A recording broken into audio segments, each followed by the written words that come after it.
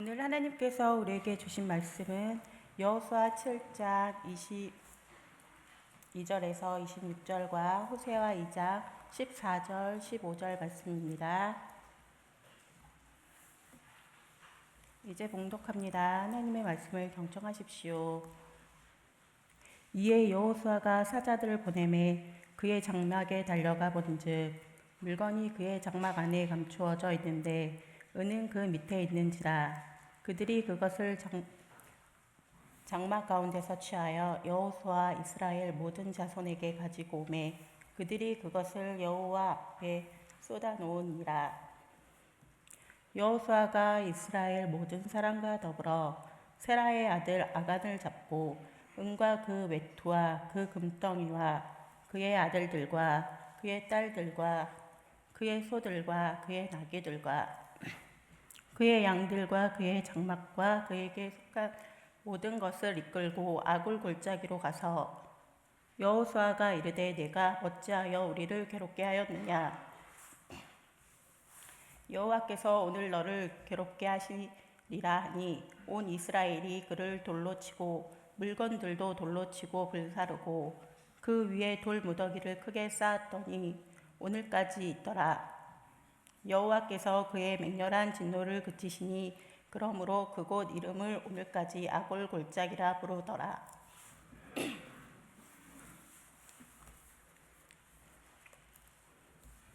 그러므로 보라 내가 그를 타일러 거친 들로 데리고 가서 말로 위로하고 거기서 비로소 그의 포도원을 그에게 주고 아골 골짜기로 소망의 문을 삼아 주리니 그가 거기서 응대하기를 어렸을 때와 애굽 땅에 올라오던 날과 같이 하리라. 아멘. 하나님께서 이 말씀을 통해 우리에게 은혜 주시기를 원합니다.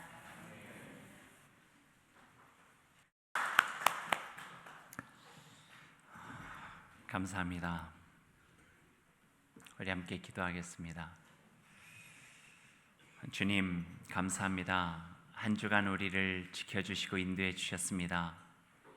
사흘을 시작하는 첫 번째 주일에 주님 전에 나와서 우리 마음과 뜻을 모아 힘을 다하여 주님을 사랑하고 예배합니다. 주님, 저희 예배 받아주시고 한량없는 하나님의 사랑과 은혜가 우리의 삶에 가득 충만할 수 있도록 주님 근총 베풀어 주옵소서. 성찬 주님께서 베푸신 식탁과 가운데 저희들 하나님의 말씀 듣습니다. 들려주신 말씀을 우리 양식 삼을 수 있도록 도와주시고 이 세상 허덕거리지 않고 지치지 않고 공감 속에 쓰러지지 않고 하늘 아버지께서 허락해 주신 그 생명의 양식으로 힘을 얻어 온전한 주의 백성으로 살아갈 수 있도록 주님께서 함께하여 주옵소서. 예수님의 이름으로 기도드립니다. 아멘. 앞에 있는 사진은 아골 골짜기입니다. 거칠게 생겼고 황량하게 생겼습니다. 요단강 건너서 약속의 땅 처음 만나는 성이 여리고성인데요.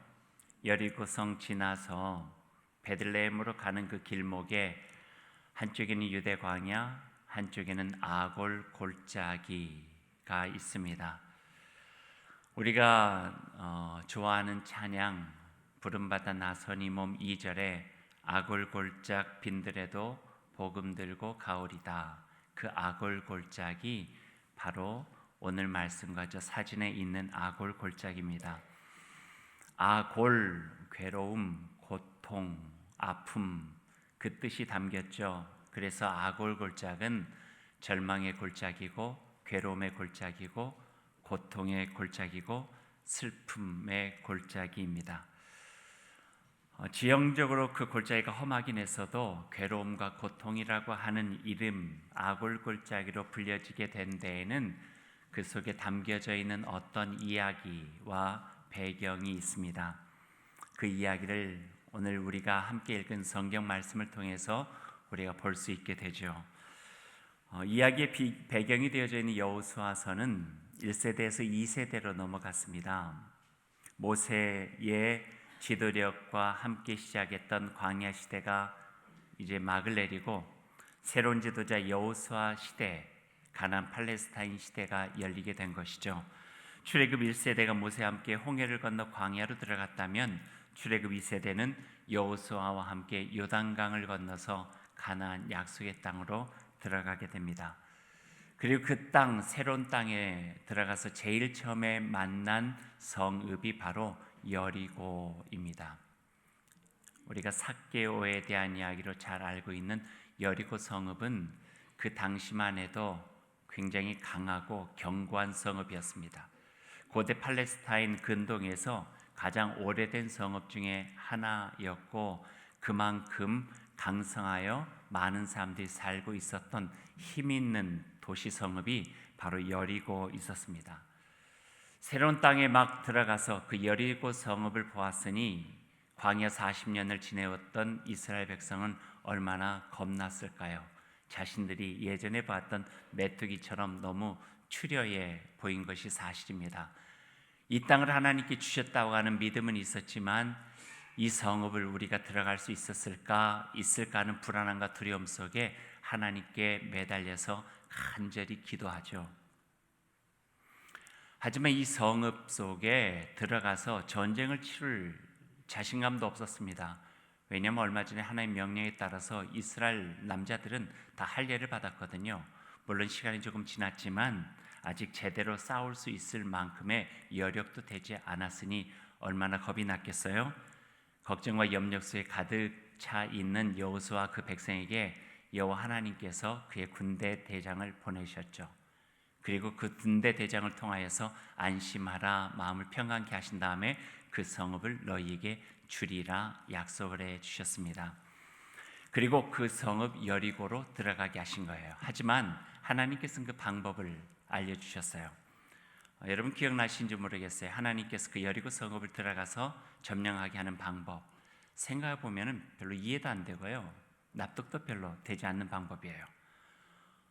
하나님께서 가르쳐 주신 방법은 이거예요. 여호수아와 함께 제사장들에게 법궤를 메고 그 성읍에 가라 하셨어요. 성읍에 가는데 첫째 날 가서 성읍 한 바퀴를 돌으래요. 둘째 날 가서 성읍 한 바퀴 돌으래요. 세 번째 날 가서 성읍 한 바퀴 돌으래요. 그래서 여섯째 날까지 성읍 한 바퀴씩만 돌으래요.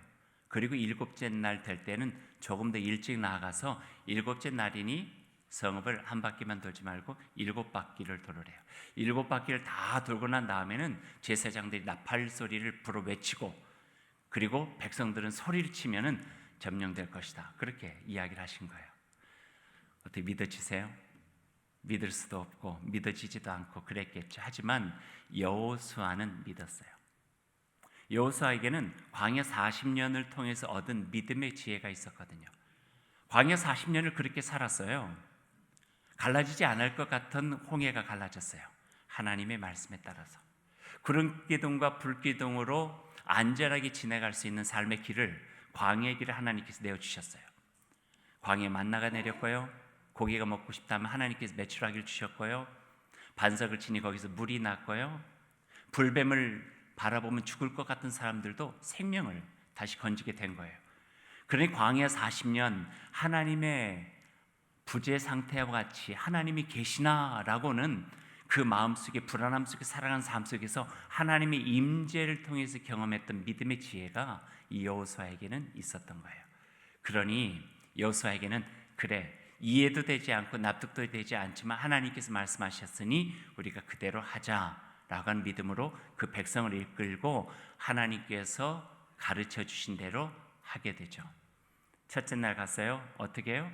한 바퀴 돌았어요. 둘째 날 갔어요. 둘째 날도 한 바퀴 돌았어요. 셋째 날도, 넷째 날도, 다섯째, 여섯째 날도 하나님께서 하라 하신 그 명령대로 한 바퀴씩 돌았어요. 그리고 일곱째 날에 나가서 몇 바퀴 돌았을까요? 7바퀴.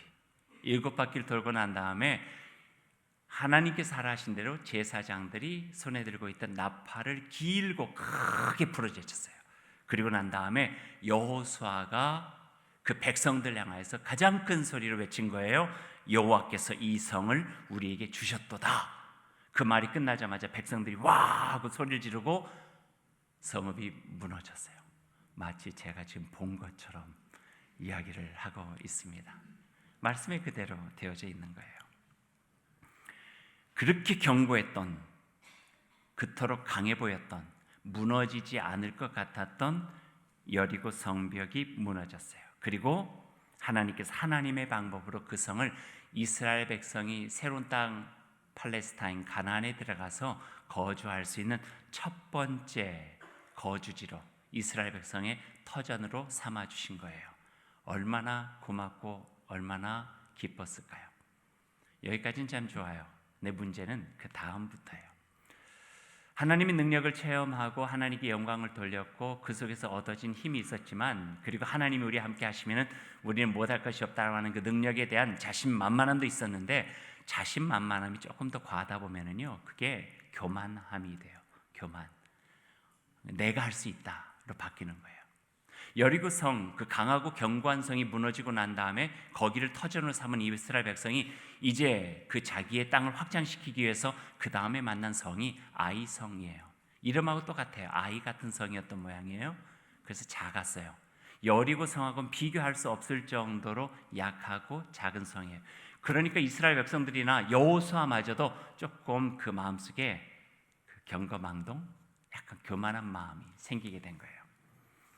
그래서 하나님께 의지하지 않아요? 하나님께 물어볼 필요가 뭐 있겠나? 저 정도면 우리들이 얼마든지 할 수 있지라고 생각해서 나름대로의 작전을 펴요. 그것은 저 정도의 성의 규모 같으면 우리가 다 갈 필요도 없겠다 해서 3,000명 정도만 골라요.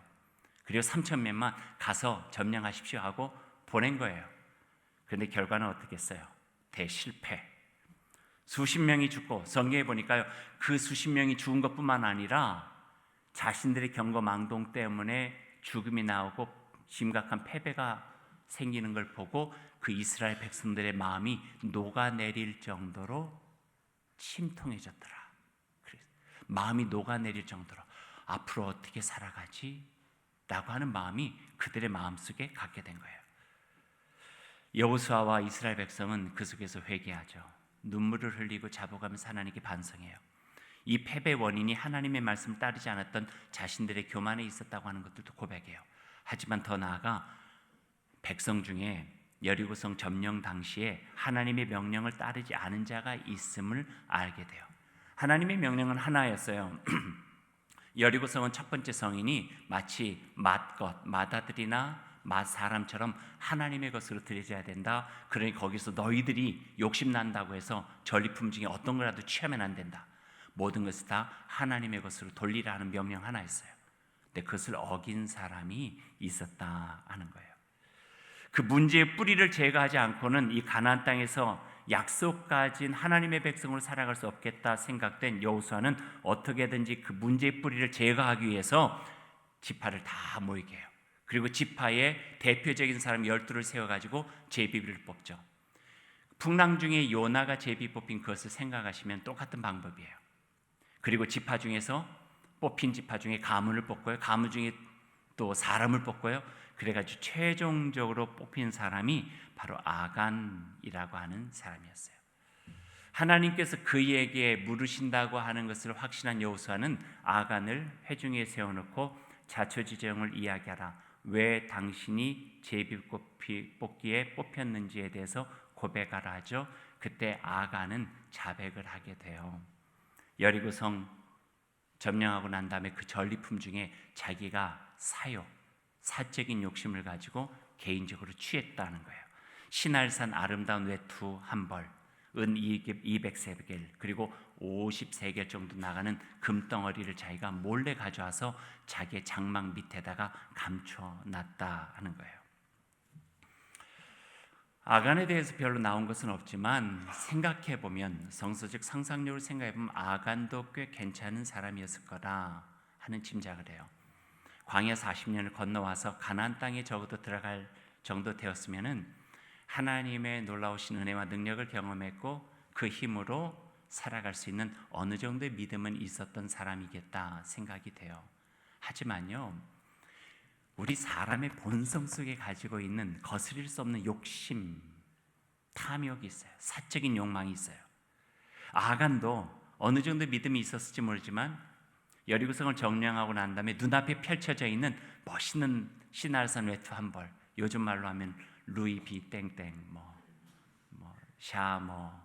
이런 정도의 좋은 외투가 있으니까 갖고 싶은 거예요. 은 자기가 소유하고 싶은 거예요. 금 갖고 싶은 거예요. 사람들이 눈길이 안 띄었던 모양이죠. 그리는 혼자 몰래 가져와서 장막 밑에다가 감춰 놓았어요. 나중에 입고 다니지도 못할 텐데, 나중에 사용하지도 못할 텐데 욕심이 그 뒤까지 생각나나요? 그냥 자기의 사유화 시켜버리게 된 거죠. 보는 순간에 그의 안에 웅크리고 있었던 욕망이 그를 눈멀게 하였고, 그 눈먼 선택이 그 자신을 죽음으로 몰고 이스라엘 공동체까지 위기에 처하게 만들어 버린 거죠.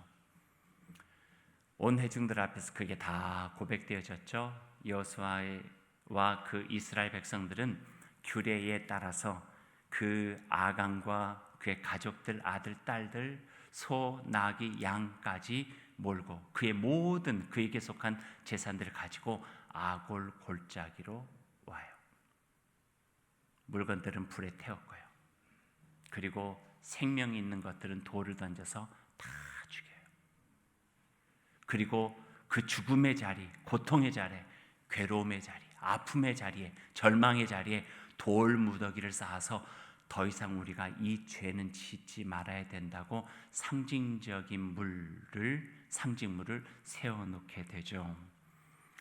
그래서 아간이 죽은 골짜기는 고통과 괴로움의 뜻을 가진 아골 골짜기로 불리게 되었고, 아간이라고 하는 이름은 한 개인의 탐심이 한 공동체에 얼마나 해악을 줄 수 있는가 하는 것을 깨닫게 하는 비극적인 상징적 이름으로 우리에게 불려지게 된 거예요. 여기까지 이야기가 끝났어요. 오늘 성경 말씀의 이야기예요.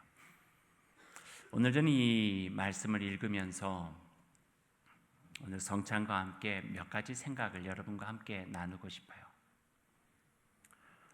첫 번째는 하나님은 반전의 하나님이세요. 슬픔을 그대로 슬픔인 채 놔두지 않으세요. 고통을 여전히 고통인 채 놔두지 않으세요. 절망을 여전히 절망인 채 놔두지 않으세요. 우리가 조금 전에 소개했던 이 찬송을 불러봐도 그래요. 1절 가사는 이렇게 되잖아요. 얼마 되지 않는 한국 사람이 지은 가사예요. 찬송이에요. 부름받아 나선 이 몸 어디든지 가오리라. 하나님께서 부르셨으니 어디까지 가겠습니다. 사명감에 고백하고 다짐하는 약속의 서원과 같은 거죠. 괴로우나 즐거우나 상황에 따르지 않고 주만 따라 가오리다. 어느 누가 막으리까? 죽음인들 막으리까? 죽음을 넘어서도 하나님께서 부르시면 그 길을 가겠습니다 라고 말하고, 가장 치열하고 참혹한 장소, 사람이 외면하고 싶고 절망적이어서 가고 싶지 않은 그 장소에 대한 하나를 드러내는데, 그게 2절에 나와요. 2절 가사는 이렇게 시작하죠. 아골 골짝 빈들에도 복음 들고 가오리다. 아골 골짝은 그래서 상징적인 골짝이에요. 죽음의 골짝이에요. 절망의 골짜기예요. 마치 막다른 골목과 같은 더 이상 나갈 곳이 없는, 꽉 막혀버린, 좌우 사방으로 우겨쌈을 당해버린 그런 어둠의 골짜기가 바로 아골 골짜기예요. 그 아골 골짜기에 복음 들고 가오리다. 하나님께서 그곳을 우리를 파송해 주셨다는 거예요.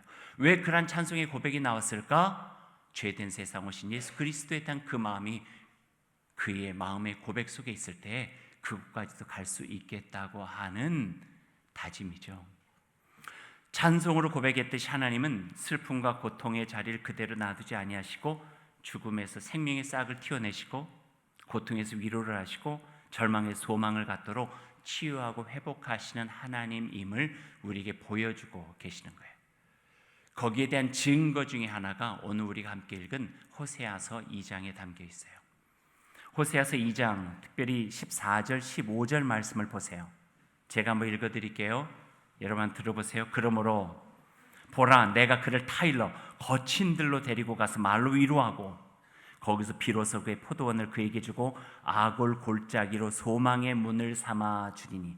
아골 골짜기가 소망의 문으로 만들어진대요.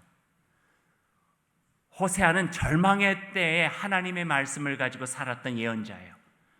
이스라엘 백성이 우상 숭배하고 경거망동하고 교만하고 하나님 없이도 잘 살 수 있겠다고 자기의 삶에 만족적으로 살아가면서 하나님께 징계받았던 때가 호세아 시절이에요. 하나님께서 그 호세아 시절에 이스라엘 백성을 보면서 아골 골짜기와 같은 탐심 가득한 세대라고 그 마음에 통탄하셨어요. 그러나 하나님께서 호세아에게 아골 골짜기와 같은 세대요 나라라요 백성이라 할지라도 호세아 그 하나님의 사람을 통하여 소망의 문을 만들어 주시겠대요. 희망을 일궈 가시겠다는 거예요. 절망을 절망으로 놔두지 않고, 아픔을 아픔으로 나누지 않고, 고통을 고통으로, 괴로움을 괴로움으로 놔두지 않고, 그것을 외면하지 않고 하나님께서 직시하셔서 하나님의 사람을 보내서 거기에서 새로운 소망을 갖고 가시고 위로해 주시고 새로운 생명을 만들어 가시겠다고 하는 하나님의 언약의 말씀이 여기에 담겨져 있어요. 이 말씀까지 이렇게 준비하고 있는데 갑자기 제 마음에 설교 준비하면서 한 단어가 생각이 난 거예요. 그게 바로 골고다였어요. 골고다. 골고다 아시죠? 예수님의 십자가가 있었던 언덕, 골고다 언덕. 예수님께서 돌아가셨던 언덕, 골고다 언덕. 골고다는요, 그 이름이 굴굴타라고 하는 아람어예요. 원래는 골고다는 우리말이고 라틴어로 하면 갈보리고 굴굴타라고 하는 뜻은 해골이에요. 두개골. 언덕이 이렇게 생겨서 마치 해골처럼 생겼다 해서 붙여진 이름이에요. 그래서 그랬는지 거기에는 참수의 장소였어요. 차명이 일어날 때는 거기에다 사람을 데려가서 죽였던 거예요. 그래서 예수님의 십자가도 거기에 세워졌고 또 수많은 사람들의 뼈와 수많은 사람의 죽음이 바로 그곳에 있어서 어쩌면 그게 구약의 아골 골짜기였어요. 근데 그 골고다 언덕 위에 예수님 십자가 세워짐으로 인하여서 죽음이 생명으로 바뀌어요. 절망이 소망으로 바뀌어요. 골고다 언덕의 예수 그리스도의 십자가는 죽음의 상징이보다는 앞에 서 있는 것처럼 죽음을 넘어서 새로운 구원을 열어주신 생명의 상징이 되어진 거예요. 오늘 호세아 선지자가 말씀하신 것하고 똑같아요. 아골 골짜기에 소망의 문을 내겠다는 거예요. 하나님 앞에 아골 골짜기와 같은 절망을 가져가면은 주님께서 우리의 그 절망 속에 소망의 문을 내어주시겠다는 거예요. 고통과 아픔 속에 소망의 문을 내어주시고 위로하고 더 나아가 하나님의 백성으로 살아갈 수 있는 격려와 희망을 주시겠다고 하는 그 메시지가 오늘 말씀에 담겨져 있죠. 이제 말씀 맺죠. 성찬과 더불어서요. 아간 이야기를 하면서 우리가 두 단어를 한번 꼭 기억했으면 좋겠어요. 하나는 사유고요. 또 하나는 공유예요.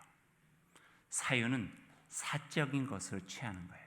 공유는 공적인 것으로 나누는 거예요. 아간은 공적인 것을 사유화했어요. 그게 죄예요. 그 죄는요 원죄와도 비슷해요. 창세기 한번 읽어보세요. 하나님께서 아담과 하와에게 말씀하세요. 동산 안에 있는 선악과는 그건 너의 것이 아니니 손대지 말라 먹지 말라 했어요. 공적인 것이라고 하나님께 선언해 주셨는데 아담과 하와가 어떤 죄를 저질러요? 내 것인 것처럼 사유해요. 그게 원죄가 돼서 낙원에서 추방당했죠. 아간도 마찬가지예요. 공적인 것이 네 것이 아니다 했는데 탐나니까 그 속에 있는 유혹에 대한 탐심이 사적인 것을 취하다 보니까 자기도 죽음을 맞이하고 공동체까지 해악을 주게 된 거예요. 사유는 죄예요. 공적인 것은 공적으로 되어져야 돼요. 그걸 사유할 땐 죄예요. 힘도 사유하면은 죄예요. 재물도 사유하면은 죄예요. 내 것이 아닌 것에 탐심을 갖고 내 것인 것처럼 하면 죄예요. 능히 칭찬받아야 할 사람이 있는데 그 칭찬을 내 것으로 해도 죄예요. 자랑할 만한 것도 내 것으로 하면 죄예요. 사유는 죄예요. 하지만 반대로 공유는요 사랑이고 구원이에요. 얼마든지 내가 취할 수 있는 것도 나누면은요 거기서 사랑이 흘러가요. 얼마든지 내가 취해도 그 누구도 말할 수 없는 그런 것이라 할지라도 함께 나누고 공유하면은 거기서 하나님의 참된 사랑의 구원이 이루어지는 소망의 문 통로가 되어진다는 거예요. 사유는 아골 골짜기고 공유는 소망의 문이에요. 떡과 잔이 있어요. 예수님께서 떡을 나눠주시면서 말씀하시죠.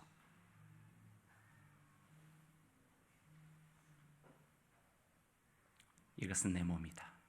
내 것이라는 거예요. 이것은 내 몸. 얼마든지 사유해도 될 만한 것이다. 하지만 떡을 나누면서 말씀해 주시죠. 받으라, 먹으라. 이것은 내가 너희를 위하여 찢기는 나의 몸이다. 공유가 구원이에요. 공유가 소망이에요. 사유로 발부덩치는 세상에서 예수 그리스도는 공유하셨어요. 자기 몸까지도. 그래서 구원의 문을 열어주셨어요.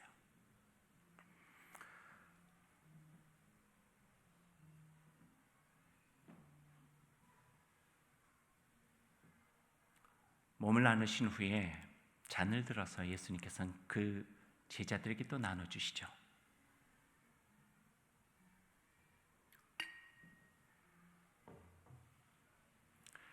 그리고 말씀하십니다. 이것을 받으라, 마셔라. 이것은 너희를 위하여 흘리는 내 피라. 내 피예요.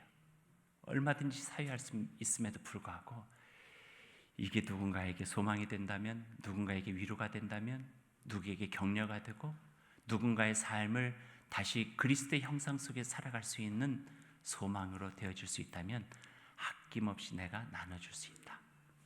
이것을 받으라, 이것을 마셔라. 이것은 내가 너희를 위하여 흘리는 나의 피라. 공유예요.